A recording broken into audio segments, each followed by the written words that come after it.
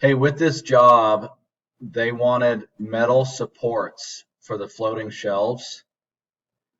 These shelves are 12 inches deep. I couldn't get an answer out of her what the metal looked like. I think is what they want is maybe some 3/4 inch cast iron pipe, and then maybe just get a nipple to put on the end of it. So from the back of the nipple to the wall would be maybe 12 1/4, because these shelves are 12 inches deep, and that nipple is gonna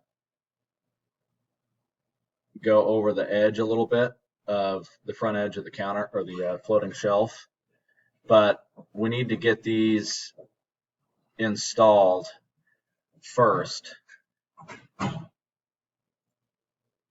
Center position is 58 3/4 off the floor for all of them.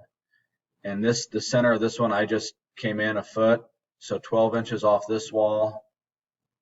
And this one's 50 or 77 1/2 off the corner.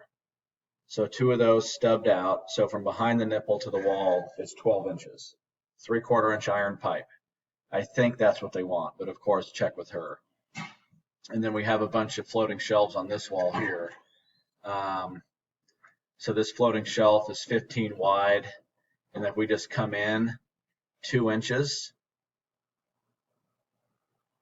So the shelf's 15, come in 2, and then from this end, come in 2. So that would be, what, 13 off this wall.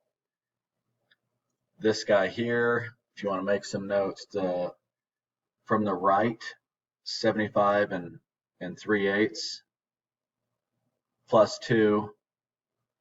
This shelf is 13 1/4 wide.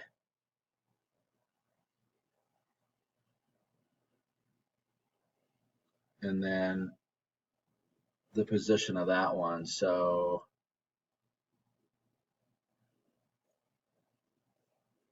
this would be to the edge of that is 80, let's say 82. So that one's at 70, 78. That's not 2 inches in, but if we set that at 78, and again, these are all 58 3/4. This guy here, that's 116 3/16 plus 2. And then this guy here, so that's say 130 minus 2 for the center of that. But I guarantee the studs aren't going to line up. So that wall is going to have to be opened up and some blocking put in there.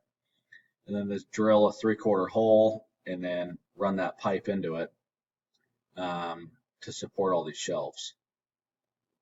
But that's one thing that needs to be done for us to set these shelves on. Let me know. Thanks.